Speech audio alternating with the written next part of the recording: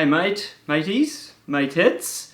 Look, today's episode is with Ryan Hanly from Travello. I'm going to rip straight into it. He's a great guy, very exciting, fast growth travel company. They connect people together.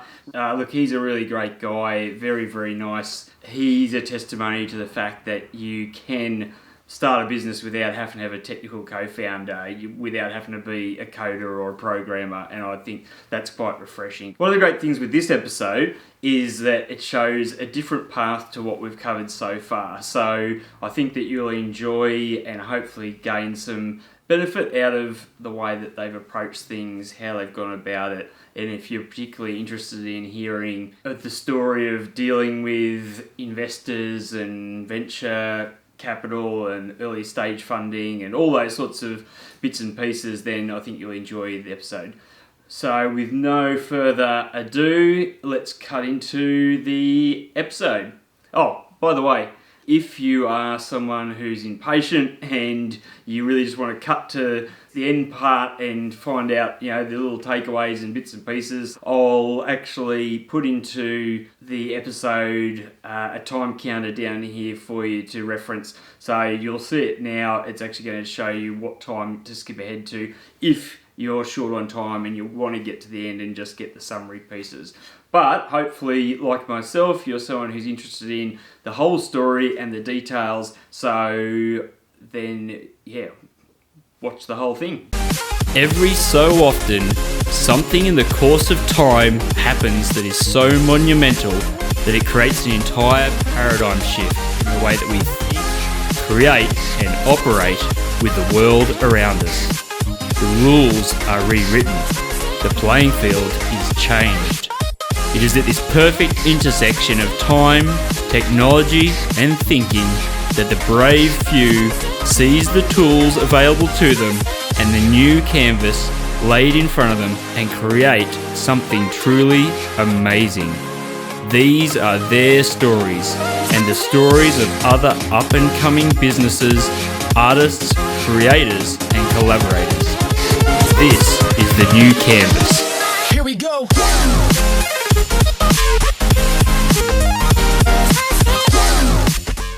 Alright, Ryan, thanks very much for coming in, mate. Great to see you. Thanks for joining me. No problem. So we've got Ryan Hanly with us today from Travello, which is an exciting up-and-coming player in the tourism and tech sort of arena. Yeah. Obviously, we're keen to dig into the backstory and hear your tale and how you started and how you kind of transitioned to where you are. But before we sort of launch into that, I think it'd be good for people who aren't familiar with Travello, maybe you can give us a little snapshot on the company and what it's all about. Yeah, absolutely. I mean, the short story is Travello is a social network for travellers. And it basically allows travellers to connect with other travellers or like-minded travellers in a destination. Most social networks keep you connected with your current networks, and what makes us a little bit different is that we connect you with people from outside of your network. So, there's a bit of an issue amongst the social network space, particularly for travellers, so we thought we'd jump in there and try to solve it. Yeah, that's awesome. It's interesting because something I've been sort of contemplating a while, how they come up with solutions that could actually help us to become more connected. In a lot of ways, like social is, some people blame and say that we're less connected now than we were before. So it's a really interesting sort of play. Yeah, hopefully it is.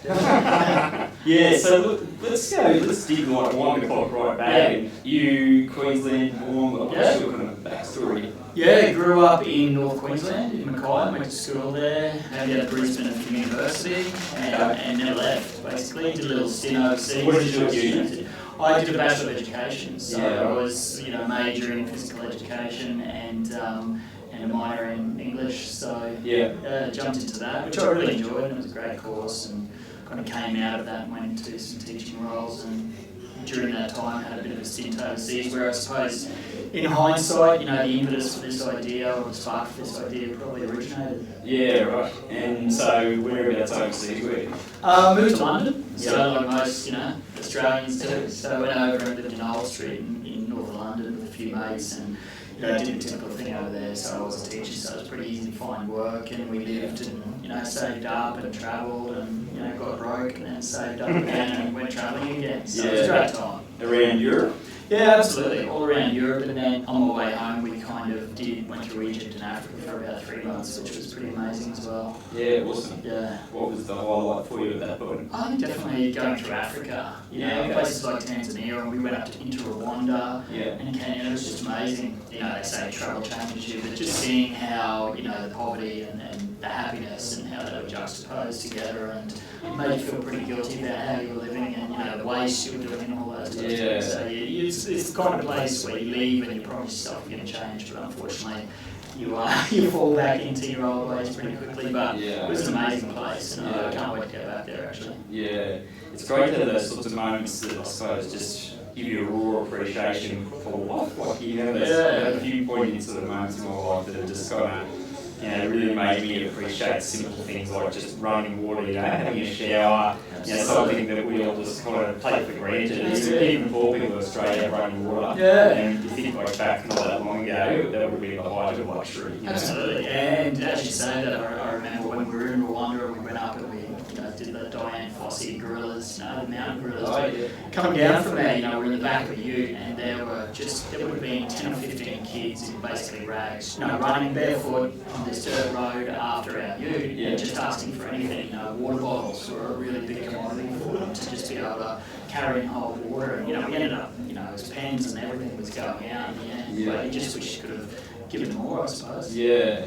So, how long was that a day trip to the gorillas, or how long was it? You stayed close by, and it was a day trip, so you sort of go into Rwanda and you go very close to the Congo, and pretty dangerous stuff. It was all kind of armed guys, but particularly back then, that would have been 13 years ago, and heading anywhere near the Congo was pretty hairy stuff, so we had armed guys front and back, and then a couple of guys with machetes slicing through the jungle and all that sort of stuff. So it was really adventure stuff. Yeah, it's awesome. Great. Yeah.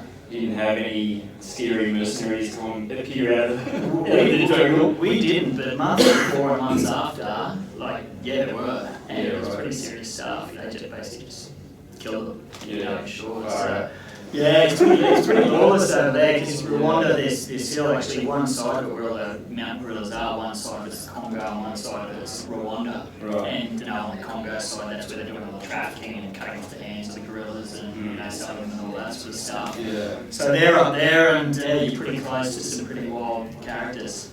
Okay, so you're over the sea. So these days that was just to get out for a lot of travel, but you're still kind of working, doing sort of teaching and that sort of thing. Yeah. So how long did that last for? I was over there for 18 months in total. Okay. And then when you came back? Came back straight into teaching again. So you were in Brisbane? Yeah, absolutely. So I did a few local schools and then ended up at Padua College. It was my first kind of serious or full-time teaching role. Yeah. So how long? What was the next step from there? So how long were you in teaching? I was teaching for 10 or 12 years. Okay. So I kind of rose through the ranks there and ended up being in middle management. So I got a role as the head of PE and was chairing a few other committees and things like that, and really loved it. Really loved that role. And it's funny, Travello came up, but it wasn't actually something, I wasn't really looking for a change, so I wasn't jaded with teaching. I actually really enjoyed it. Had amazing staff and some great friends there. The godparents of my children still work there, and all the godparents of people who work there. So it's that kind of place, godfather. Okay, so from there, how did Travello come on the scene? I just it just started with an idea, I suppose. Your idea? Yeah. And it was originally I was talking to my in-laws, actually, because they were grey nomads and they were starting to caravan. And they'd always come home and they'd say, the best part of the day and where you get your best information is when you pull up at a caravan park and you all jump out and get your chairs out and a few beers and it's happy hour and everyone sits around and you meet these people and they say that's where you get the best tips about where to go and what to visit and where to go next. And I was just kind of thinking, who else was in that caravan park that they didn't run into? And how did they, there could have been someone 6 bands up who was going where they were going and they could have connected with them, but they just didn't have that serendipitous moment. So I thought there had to be a way, or there should be a way, to see who else is in a caravan park that you've got common interests or travel plans with, and you should be able to connect. That was the real spark for Travello, and from there I kind of went, hang on, all travellers can use this because travel relies primarily on those serendipitous moments of kind of meeting people by chance and hearing an accent or being in the same common room, and I thought, yeah, there had to be a better way to meet people. Yeah. When you had done your travel, was it often backpackers, or were you travelling with friends, or was it? I did a mix. I did some solo travel for a couple of weeks, and I travelled with 1 and 2 mates, and then I went sailing through Croatia with 10 or 12 mates, and also did some tours. I went through Turkey on a tour, so I've kind of experienced all different types of travel. Yeah. Because I imagine for people who are maybe travelling by themselves particularly, like you turn up to the backpackers and you have that moment of like, am I going to actually talk to you? Is anyone going to talk to me? This is going to really help break that barrier instantaneously. Yeah, absolutely, and that's the idea, because that was my experience. I still remember my first solo travel experience was arriving in Lagos in Portugal, and I turned up there and I was like, I wasn't staying in a hostel, I was staying in a little mission, this old lady's at the top of some old lady's house, and it's like, how the hell do I meet people? And you wander around, and I find it fairly easy to meet people. I'd probably be classed as an extrovert, but it was still hard. I remember the first night I kind of wandered fairly aimlessly, and then it wasn't until the next day I was I've just got to meet people, and so sure enough, I head to a bar and knock down a few schooners, and the rest is history. I still remember that night actually. It was a great night, met a heap of people, and had some cool adventures. But yeah, breaking down those walls and just making it easier to connect with new people and new destinations is kind of where we sit, because it's not easy. Yeah, as a teacher, I mean, you said you had a pretty successful career, good friends there. Was there anything within you that was kind of driving you towards wanting to launch a business? Like, was it purely opportunistic? You thought this is actually a good idea, and just started stewing it more and more, and thought, actually, I'm going to crack at it. Yeah. What kind of made you? Was there any sort of dissatisfaction or desire to do something different, or what was going on in your mind at that? I think it was probably opportunistic. It was just this thing where I was going, like when I first came up with the idea, this exists, this must exist, this is a good idea. So jumped on Google, search network for travellers, nothing coming up, and then 3 months later, I jumped back on Google and be like, surely someone's done it by now, search network for travellers. And just kind of got to a point where I'm like, this is a really good idea. And if I don't do it, somebody else will. You knew nothing about it. Yeah, that's it. And they kind of say if no one's doing it, there's 20 people planning to do it as you are. But it was pretty opportunistic, and I guess from day one, a really solid belief that it was a good concept that had legs. Yeah. And had you had any background in like technology sphere? Did you have a bent towards software, or did you have to kind of start? How did that all evolve? Did you have to start from scratch, or did you code a lot? What's the? I was the last person out of any of my friends to get a mobile phone. Right. I was literally going, can I just make a phone? I was the last guy. Like they used to hate because they used to borrow their phone and use their credit. Back when it cost you like $600-700. Yeah, exactly. So I was the guy going, come on, just get a phone. When I eventually got a phone, I was kind of pretty anti-social network, so I didn't really feel the need for one. And so I was the last of all my friends to jump on Facebook. In fact, when I came up with the idea for Travello, I wasn't on any social networks, and it was at that point I thought, if I'm going to make a social network, probably should give one a try. Had absolutely zero experience, zero tech background. It's pretty solid on Microsoft Word, and that's about it.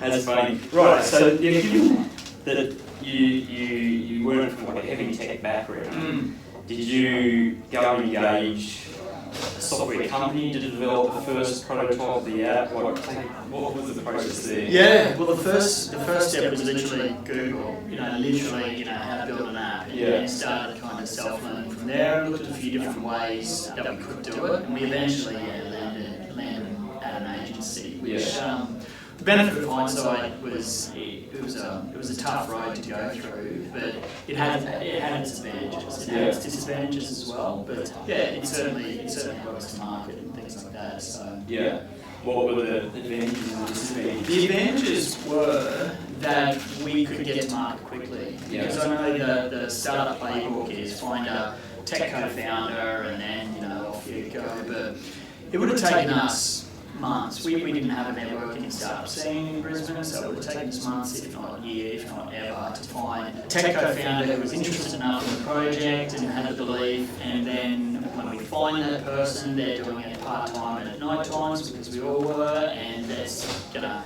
take a long time to get to market. So the beauty, or one of the big advantages of just going to an agency, is that we had a product out within 4 or 5 months. Yeah, awesome. And that was the beauty of it, because if we hadn't taken the other route, there was a chance that the project would have never seen the light of day, or we would just have gone, this isn't too hard basket. So, as I said, while it was a really challenging process, we learned a lot, and we got something to market, which was key.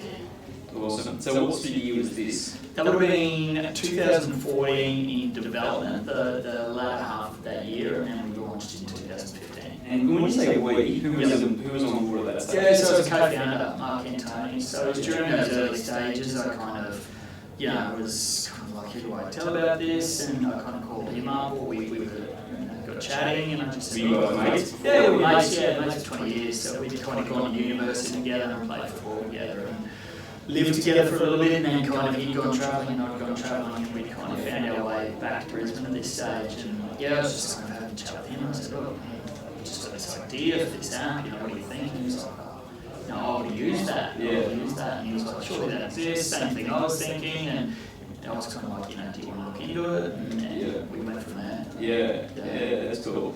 And so he's still with you now? Yep, absolutely. Okay. So 2014, so what did you do to launch? How did you get it out there? We were actually, I kind of look back on this, we made a lot of mistakes with this, but the one thing we did do was start creating little communities early, because we knew we were putting all the money into basically developing it. And the downside of being with an agency is that they will just basically sting you for everything you've got. So, we had to capitalise it, and neither of us were wealthy, and so we put a lot of money into kind of doing this, which once again is a bit of a testament of the belief that we've got. But what we started doing quite early was build up an Instagram and Twitter following, just by creating these little travel communities and posting travel content. And the other thing we did, which was, once again, I kind of look back and go, we did that pretty well, is we started engaging with travel bloggers and just reaching out to them and saying, look, we've got this idea for the app, we need you to keep it under wraps, but we want you to give us some feedback on what you'd like to see in it and what you'd want it to do and all these types of things. And we were that far into development, and particularly with an agency, you can't change the scope,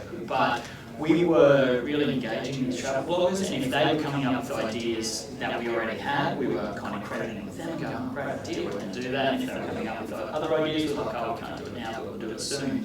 And we ended up with this kind of database or kind of group of 200 to 300 travel bloggers who were kind of helping us with the project, giving us advice. And not once did we ask them to promote or spruik us, or we were just kind of really engaging in the project, and they felt that ownership of it. And then 2 days or a day before we launched, we kind of sent out an email to everyone and just said, hey guys, guess what, thanks for your help, and good news, tomorrow it's going to be in the App Store, we really appreciate all your input, you played a big part. And full stop, we didn't say, okay, can you now start writing blogs, but sure enough, organically, an hour after sending that email out, because they all like to be the mavens for new products, there was blogs out and reviews out and announcements that this is coming out, and so we kind of had a bit of a bang from day one, which was great. Awesome. That's good. So how long, what did you say the period of time that you were engaging in those was before the launch? I'd say it was a good 3 or 4 months, if not longer. I think we started building up our kind of Instagram and Twitter following probably 6 months or so in advance. So we're basically when we started the development process. And when I say a big audience, I think by the time we launched, we had 5,000 on Instagram and 3,000 on Twitter for us at the time. That's all right. That's a lot. And we were pretty happy with it. So we kind of had that audience to go, right, it's out, and then we had our travel bloggers, so that was our kind of starting point. And at this stage, you both still working in day jobs? Yeah, absolutely. So, working day jobs and night jobs, basically. So what would that look like into the, I'm always interested in people's routine and regimen, because I know myself, I find it tricky sometimes that, even just do this, I'm trying to slot the week around work. No, it was kind of 1 a.m. finishes and 6 a.m. or earlier starts. Definitely, it was that kind of thing. So both of us were working our day jobs, and then basically coming home, having a bit of dinner and back into it, basically, for the second shift. It was very full on. and partners, like that's something I'm interested in, is like how people's partners, whether they're on board with the journey or the hours. No, I'm really lucky. I've got a really great partner. I've got kids too. So Right. How many kids you got? Only 4. I'm sure you get told you're crazy all the time. Yeah. I've got 2 and that's absolutely maxed out. Double craziness. It's full on. So you're trying to balance that, and I always make sure there's a time before 7 a.m. or that kind of when I get home to 7 p.m. which is bedtime or whatever. That's kind of screens down, phones down, and all that sort of stuff. But but from a partner perspective, she's been really supportive. She's been very forgiving and allowing and all that sort of stuff. I guess she kind of has a similar belief in what we're doing. She just wanted to give it the best opportunity. Yeah, awesome. Take me through a bit of the journey, from there, some of the ups and downs. From launch. Were there any, I guess, major sort of ups or any sort of concern, like any moments that you kind of thought maybe you weren't going to make it, all the time. Monthly, self-doubt, but I remember the first day we launched it, there was this bug that we didn't pick up, so on day 2 we actually had to delete the database again, and we were all working for an agency, we tried to it was just kind of crazy. So there are all of those types of issues. We always had kind of and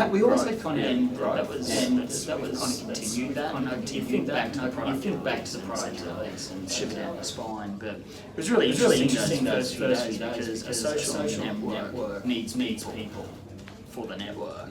And so you're literally starting with 0, you're launching it, and then I remember you just literally sitting there and seeing people kind of pop up and you're like, thank God, and then continue to grow. So it's kind of growth, pretty happy, with how it was growing. But absolutely from that point, the hard work began. I remember before we launched through development, how hard it was, and thinking, I can't wait to just get it in the App Store because then it's kind of feed up, job done, you're away. But you're really only just getting started or when you're launching, you're not finished, you're actually starting. So the hard stuff ends in. I definitely learned the hard way in my life.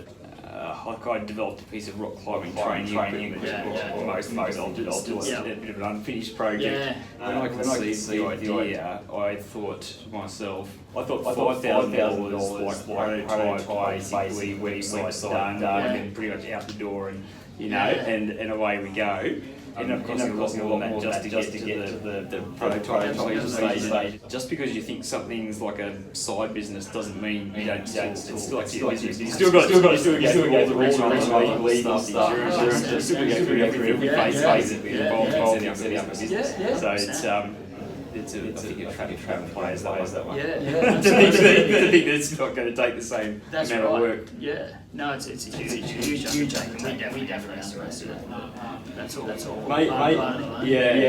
Maybe it's in some ways because otherwise people may not start. I think you're right. I think having a certain amount of naivety is pretty helpful. You definitely go into a second and third business or whatever. But if you knew what you had to go through, maybe you wouldn't do it. So. What's been the hardest lesson to learn so far? It probably is that the dedication and how hard. I don't think I ever envisaged how hard it would be. And from the outside, when you're looking at some of the press we're getting, LinkedIn, posts and all that noise, it's fine. But behind the scenes, it's like any startup, small business, it's a grind, and it's so hard. Don't ever envisage how hard it would be. When did things really sort of take off for you guys? Because from my understanding, and correct me if I'm wrong, might not be right here, you guys have sort of been plugging along for a while. I mean, 2014 is going back a little while ago, but it feels as though in more recent times things have kind of really taken off. You seem to have all of a sudden just got a lot more traction? Is Yeah, that what's I mean, there's probably been a few little moments over the year. The first one was about, I guess, 6 months into existence. You know, the opportunity to join the accelerator program, the Muru-D accelerator program out of River City Labs came up. Yep. And that was really pivotal for us because part of the criteria for that is that you had to be full-time, so you couldn't be working on a day job. So that was the point where we had to quit our jobs. And you know, Mark and I went into that opportunity. We kind of actually we framed this way when we were discussing whether we should do it or not. Well, this is a chance to quit death here. We've got 6 months, or it's 3 months if you can't get through that. 3 months you're dead, and if you know it's 6 months if you're going okay. Yeah. But we thought if we can't do something decent at the end of this, it's not worth pursuing. Or we'll just call it a hobby and let it plod along. But we gave it a crack. So we just kind of went, let's just jump in for 6 months, give it everything. So that was really good for us. At the end of that, we went through kind of our investment fundraising there. That was once again incredibly difficult and learned a lot, but we got through that. We then were allowed to build a team, and we started looking at a whole heap of B2B projects and started to look at revenue models and how we were going to start to monetize it. And then more recently, off the back of that, we had really understanding investors because we kind of went to them through that first round and just said, look, at the end of this phase, we won't be making money. We want to be upfront of that. You'll see really good growth from the consumer side, and by the time we're kind of knocking on your door again, we'll know exactly how we're going to make money. So that was really. We had some really supportive investors because in Australia those type of investments aren't very popular. There's not too many investors that want to invest in institution-based pre-revenue apps. They just don't have every investor in Australia is asking $1 million and what's the line after 6 months, 9 months, 12 months. So that was really positive. That we got that round complete, and we did have a really solid revenue growth model happening at the end of that. And then more recently, we closed a fairly significant investment round off the back of what we'd done through that previous phase, and what was forecast for the future, and that's really allowed us to sprint forward and grow aggressively. Yeah. Take me through the River City Labs Accelerator. Yeah. What was involved with that? It was basically if anyone doesn't know what an accelerator is, it's like an MBA for startups. So 6 months where you go into a course. I think that particular cohort there was 140 startups applied, and only 5 got in, and they basically just tear you apart and tear your business model apart, tear your technology apart, tear you apart as a founder, and then put you back together and send you out to the world farm robust position. It was really amazing as a business founders and all of those sorts of things. It's an incredible process. We wouldn't be where we are today. We'd be somewhere. Yeah. I'm not sure where, but we probably wouldn't be where we are today without that process. So it really allowed us to crystallise a whole lot of things about the business and really focus on it because we were we were railroaded into quitting the jobs and all that sort of stuff. So it was great. It was great. Really big learning experience, basically. How did you manage, if you don't mind me asking, how did you manage to, I guess, survive or have the dollars to quit the job? Yeah. Yep, so we, as part of the River City Labs accelerator, as part of the program, they give you a small amount of investment. So we basically had about $40,000 to kind of start paying ourselves, like $500 a week or something like that. My wife was like, pay yourself more. I'm like, I can't. You were basically, you were just chopped your, or quartered your wage or whatever it was, and you were back to toast for dinner. Imagine, with 4 kids in the house. I think there was 2 or 3, I forget, 2 or 3 at that stage. I've had a couple of sons. Didn't learn. Was your wife working at that stage? So she owned a small business as well, so she was kind of doing that, so we did have that income, but definitely, my income was needed to keep the household running and those types of things. But it was tough, and it's a huge sacrifice. Yeah. In terms of finding the investors, and how did you go about identifying who you were going to talk to, and how many did you end up talking to? Well, we talked to hundreds, and you get a whole heap of no's in there. I think it was just through making sure that you open up yourself to networks through the whole. So before you're even thinking about funding, you need to network and you need to, build relationships and build trust and make sure people know what you're doing. And from that, further introductions will come, and that's kind of how it happened. You know, one introduction led to another introduction, led to another introduction, and all of a sudden, you know, it's starting to happen. You know, it's a healthy mix. I think any fundraising is a really healthy mix of, you know, hard work and luck. Like, you need a bit of luck, and in both raises we've had a bit of luck, but it's not luck like lotto luck. It's luck because I was doing all of these things, and if I hadn't done all of these things, you know, I wouldn't have had this serendipitous moment, which has kind of led to the investment. So you can't just sit there and wait. It's not going to fall in your lap, but yeah, you definitely, you know, it's a chance meeting, and they're like, wow, you know, someone will really take to the idea, and they'll be like, can I take this to a few other people? And you're kind of away once you've got that champion, I suppose.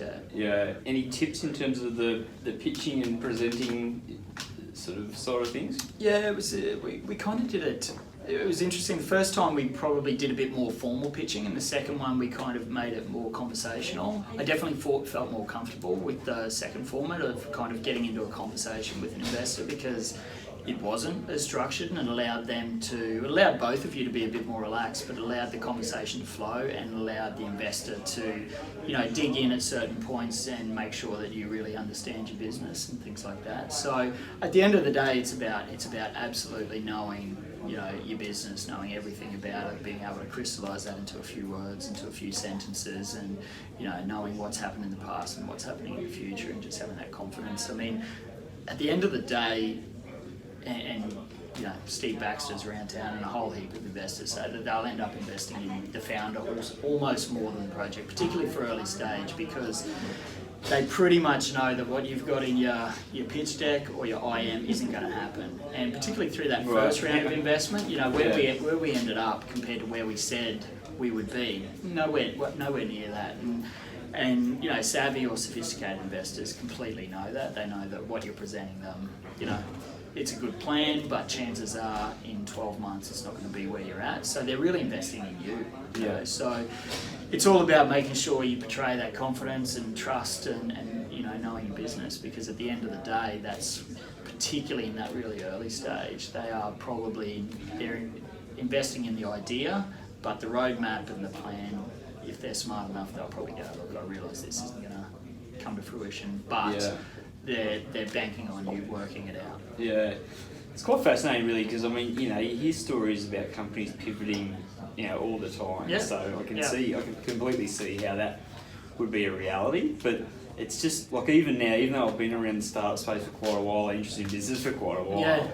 I just think I spent so many years of my life growing up in that kind of naive bubble of just thinking, you know, companies, all of the successful companies came from somebody who had this great idea and then they executed on that great idea, as opposed to somebody who had an idea and then it changed to something else, and it changed to something else, you know, and then they end up, that was their finished thing. Yeah, that's right. But there's a heap of good examples of companies who started as one thing and then, you know, it ended up being this. Slack, I'm not sure that, you know, the team communication software is a perfect kind of example of that, where they're a video game company or something, but they had this little chat thing internally, and then, you know, the little internal chat thing is Slack, and that's what ended up. So it's interesting how it works out. But that's what I mean. That the investors are quite often just banking on you working it out. What's the future hold for Travello? Yeah, there's a whole lot of technology behind Travello that most people aren't aware of, and it was really the cornerstone of our most recent investment. So, you know, we've created some really great technology that allows travel companies or travel brands to connect with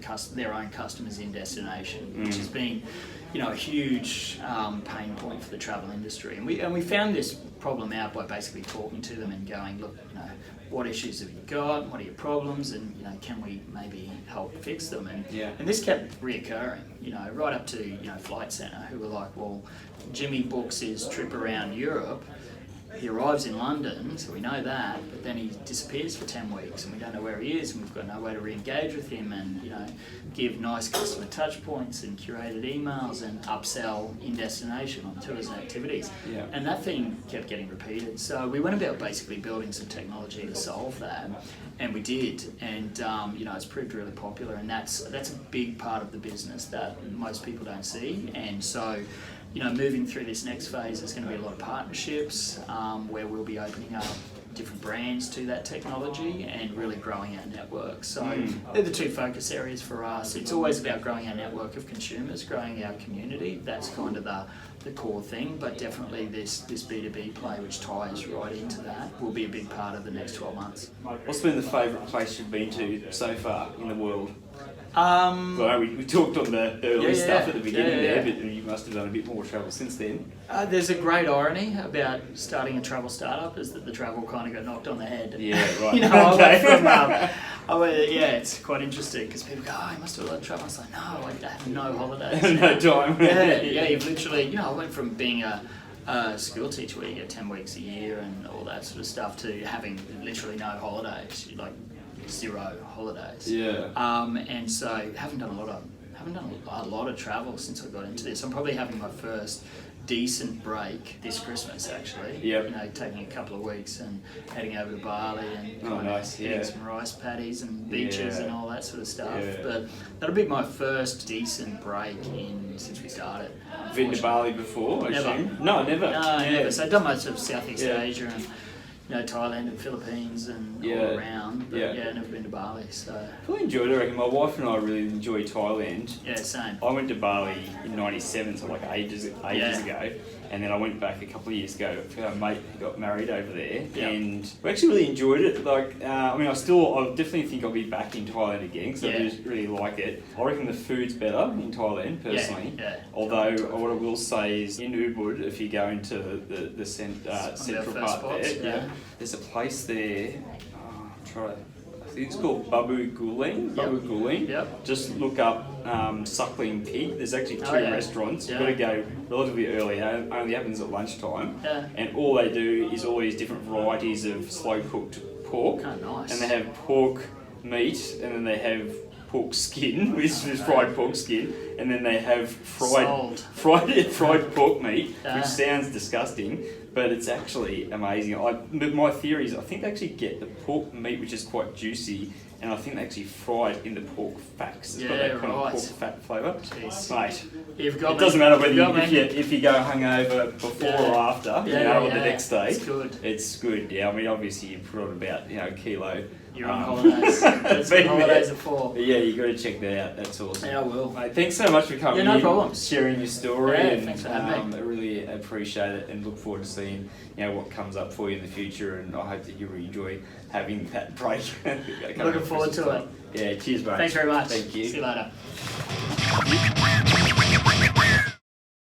So great episode with Ryan. I really enjoyed editing this and rehashing those memories. Look, I mean, I'm just a massive travel fan, so whenever people have got stories to share, I'm all about it, and I also like fast growth startups, so Travello was an obvious fit. And on top of that, Ryan's just a really nice, down-to-earth, friendly, fun guy. Right, so takeaways from today's episode. So number 1, balls are your ticket. So aside from just being a funny title that I thought would be entertaining, ultimately what I'm saying is if you've got the confidence to go after something, you can do it. You don't have to have a background in the field that you're wanting to go into. I know for me, I wanted to get into doing film and video and creating stuff like that. I don't have a background in that, but I've taught myself and I've learnt from YouTube. There are too many people that say you can't do things. Look, if you want to do something, you can go out there and you can find out the information, you can talk to the people and you can learn the ins and outs and you can make it happen. And Ryan is a great testament to that fact. He wasn't even up to scratch with using phones and things like that, and now he runs a fast growth software travel company. You really can learn anything you like online. I'm a big fan of the YouTube University. I think only people that don't watch YouTube and don't try and research things that are of their particular interest would doubt the ability to learn from YouTube. So Google it. That was Ryan's answer. So he just went out, he searched how to start doing this, how to do that, and he found the answers. Google, YouTube, podcast. Again, there's just a raft of information. You can get the information. You can teach yourself how to do stuff. That was one of the things I suppose that excites me about people starting businesses, particularly for people who are in my ilk. I hate to call myself middle-aged, but I did turn 40 this year. It's a way that if you don't have a background in a particular field, but you have a strong interest in it, and you've got a great idea in it that you've kind of validated and can tell that people will have an interest in and solving some kind of problem, then go after it. And there's no interview. You don't have to have a resume that ticks all the boxes. I think it's awesome. Too often, people put people into a box, particularly as they get a little bit older, and go, right, you're XYZ, you're photocopier sales guy. What have you got to do with running a software company? You've got blah, blah, blah. All these different things where people would say, you don't have the expertise in that field. So, some people even take offense to it. I think particularly if people have studied, then they think, well, who are you to come and say that you're now an expert in this area, or that you've now got knowledge in this area? But I think that's vastly discounting people's ability to learn. The old adage of you can't teach an old dog new tricks is complete rubbish. Growth mindset. If you don't know what it is, just look it up. One of the things I really liked was that they built their own community. So they took the time to actually go online and start forums and put out great content through Instagram and really immerse themselves and develop a community around travel and around those shared interests that they could then sort of tap into. I love the fact that these guys got in there, they harness social media, they engage with heaps of bloggers in the travel space. So they not only use those guys to find out information and to validate their concepts for the product, and that people would use it, but they then already had a captive audience and a group of people that they could announce the product had launched. And of course those people are going to look into it and talk about it. And you'll see soon that I've got aspirations of doing some documentary work and some other things like that. And once I actually get to the point of hitting go on that, I'm going to be doing crowdfunding, I'm going to be doing a variety of different things, and I'm hoping to kill two birds with one stone. I want to not only get the money I need to get things rolling, I will be able to see whether or not people even have an interest in it, because if nobody backs it, then I guess nobody will have an interest in it.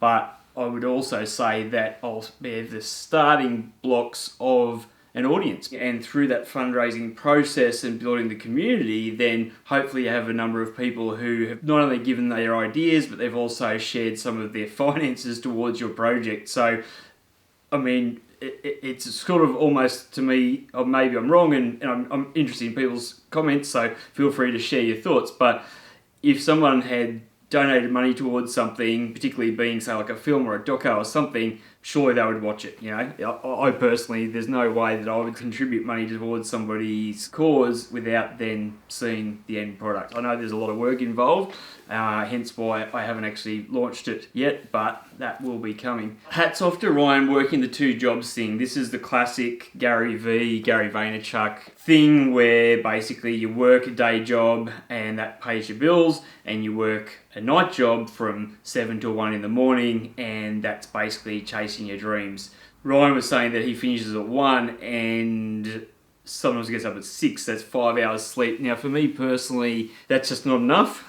And I sometimes lose focus at night time, and I find it hard to concentrate. What's been working great for me now is actually getting up early. So I force myself out of bed at 5. I do a couple of hours work on TheNewCanvas and the other project that I'm sort of alluding to, and then I hook into my day, and that's been working pretty well for me. So thanks to Nathan Bush from last week's episode for that idea. Okay, so as far as the venture capital went, it sounds again that these guys did the groundwork of building a lot of relationships and talking to different people who then suggested they talk to other people, I think Ryan said they spoke to maybe up to 100 different possible investors. So that's a lot of work, it's a lot of no's, but it also meant that they were, again, quite tightly connected into that community, and I'm sure that's probably key into how they've then got their further rounds of funding as they've sort of gone along. Something that is also, I think, valuable if you're not haven't sort of had this epiphany or aren't aware, but Ryan touched on the fact that particularly with early stage investing, that they're more often than not investing in you as a founder and your abilities and your smarts and your tenacity and your ability to solve problems, they're more investing in that than they are in the idea. So if you're thinking that you've got this great idea and that you've got to keep it to yourself and that's going to be your ticket to freedom, then I hate to burst the bubble, but that's not going to be the case. It's not the idea that's going to be the ticket to freedom. You're going to have to do the work. All right. So good talking to you guys, and thanks for being here. Please click like if you liked it, subscribe, hit the notification thing, because you may not know, but when you subscribe, it doesn't necessarily mean that you will see these episodes appear in your newsfeed. And in fact, because the show's so new and the subscriber base is still quite small, if you don't click the notification option, then you will probably miss out on finding out what's happening. One way to get around that is shoot me a quick email, brad@engageneer, which is the word engage, then N-E-E-R, so it's like an engineer but for engagement, brad@engageneer.com.au, and I will add you to a mailing list I'm building so that way you'll know about every episode that comes out, and you'll also hear about this new venture when I finally get there, the documentary series. Not so much of a new venture, but I guess taking some of these skills I've been developing over the last few years and putting them into action in a medium that I personally love, which is the documentary space. So yeah, watch this space for that one. All right, talk soon.